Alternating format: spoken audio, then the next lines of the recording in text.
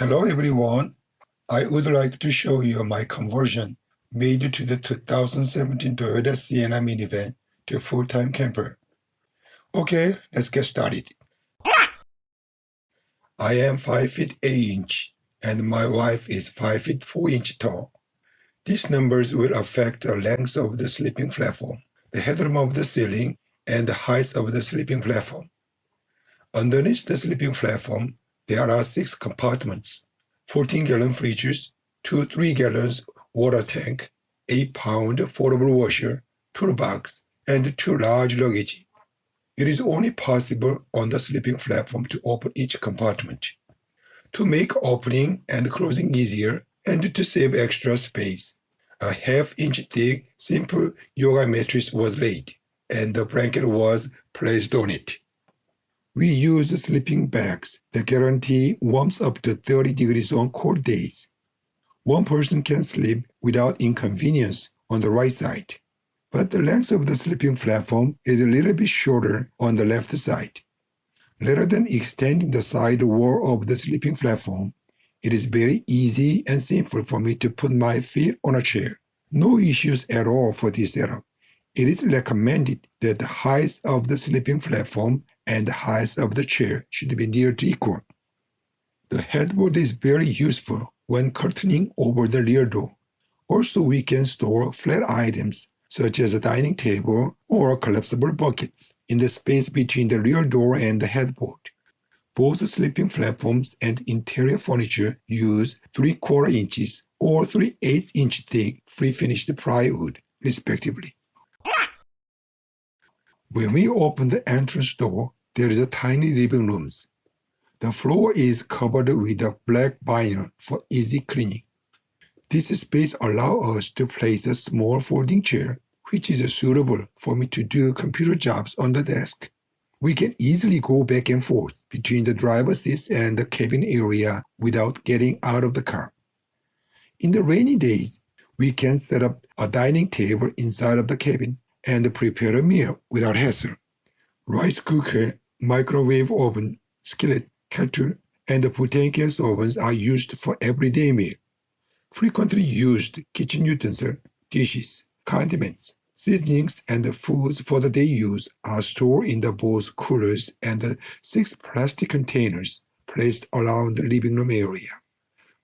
Food that requires to be frozen, such as ice creams, are stored in the freezer, and we open the freezer once or twice a day. To protect the freezer from the outside temperatures, all around insulation was installed except airflow passage. Also, the freezer lid is covered with a mat and blankets. By this way, we can save a lot of battery consumption, typically in the hot summer days. The dining table can be installed at the rear door, at the entrance door, or even at the inside of the cabin. There are no own legs of the table. However, the camera tripod is used instead. The advantages of using the tripod are very obvious. It is quite stable and easy to adjust the heights. Also, huge savings in space. With strong magnets, the tarp can be installed on the roof of the rear and entrance door area within a few minutes. When we need to take a shower space can be arranged by the 2 tarps, which can be attached to on the rear door with strong magnets. 2 buckets each have a heating device in the bottom of bucket. Each 3 gallons of water is heated up to 100 degrees for comfortable outdoor shower. Cold or hot water can be managed separately by thermal controller. The vehicle alternators heat up the water while driving. and all sides of water buckets are heavily insulated to minimize the heat leakage. Fill the buckets with clean water, and the supply to each bucket are accomplished by a handheld pump. For drinking water, a water line attached with a water filter will be installed underneath the dehumidifier. After using washer, gray water can be drained out to the underneath of the vehicle body by toggling pump switch. The vehicle's alternator produces about 150 amp of electricity. During driving, part of the alternator power is used to charge the house battery or to run a 230 watts rice cooker or 170 watts washer, which use 110 volts AC provided by a fuel sine wave inverter. The 900 watts microwave oven, the 1000 watt skillets, and the 680 watts collapsible kettles consumes a lot of house battery powers, but they use a short period of time. As far as I've been observing, the freezer, which consumes 50 watts, has been freezing for 15 minutes and then restarted compressions after 40 minutes recess. So I think the power consumption for whole day is quite reasonable. Because we spend more time driving each day, the vehicle alternator is the primary source of our power supply. The second source of power is solar energy. If we are near the vehicle, a three-fold foldable 100 watt solar panel is temporarily placed on the vehicle roof. When we are away from the vehicle for long hours, we place the solar panel on the top of the dashboard to charge the house battery. This portable setup has advantages of less chance of theft, no effort to clean the panels, and no recognitions as a camper van by our neighbors. The last power source is a 15 amp battery charger, which can be connected to shore power line. It can rapidly recharge both ignitions and house batteries up to 100% level, and also recondition damaged or poor battery too. Besides the desk, there are 4 displays showing the status of house battery, solar powers, and inverter functionality. Remote inverter switches and 12-volt on-off switches panels are in place near display. In the rear of the driver's seats, 500 and 1200 watts inverters, isolator, and several monitoring sensors are placed. The factory-installed center console was removed to make room for the house battery, cooler, and safety box. In the house battery compartment, there are deep cycle house battery, 12-volt master switch, and MPPT solar controllers. The stealth feature is very essential for us because it provides us more freedom to park the vehicle without disturbing neighbors. I installed 100% blackout curtains on every side of windows.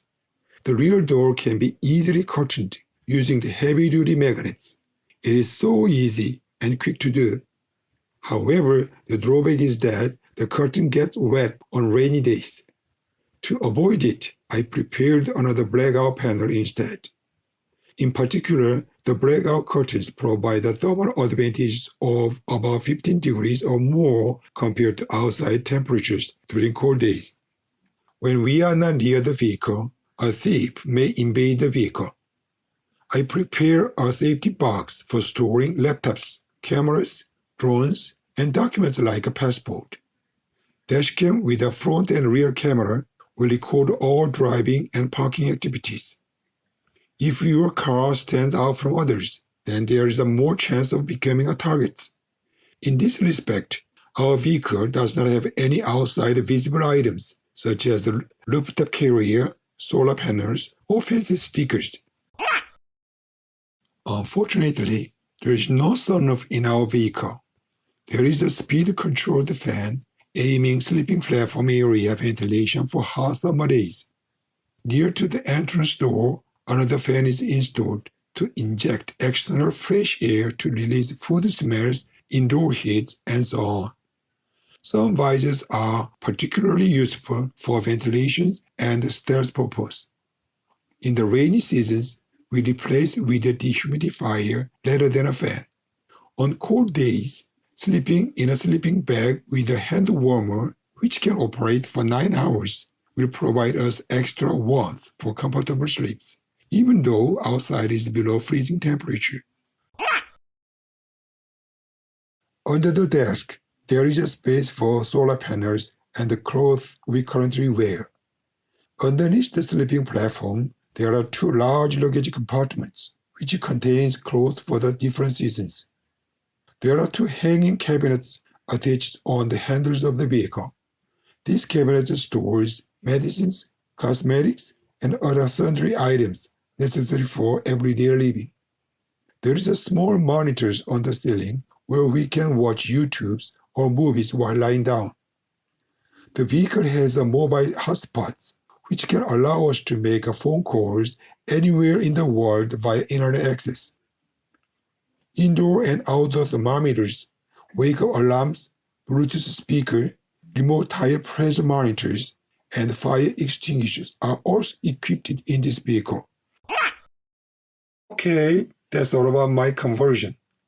We plan to start our overlanding expedition with this vehicle on January 11, 2020, heading toward South America, Antarctica, West Indies, North America, Europe, Africa, Middle East, India, Southeast Asia, Oceania, Far East, and Eurasia for next 13 years. Don't forget to subscribe, like, or comment to encourage our long journey. Have a sunny day and hope to see you soon.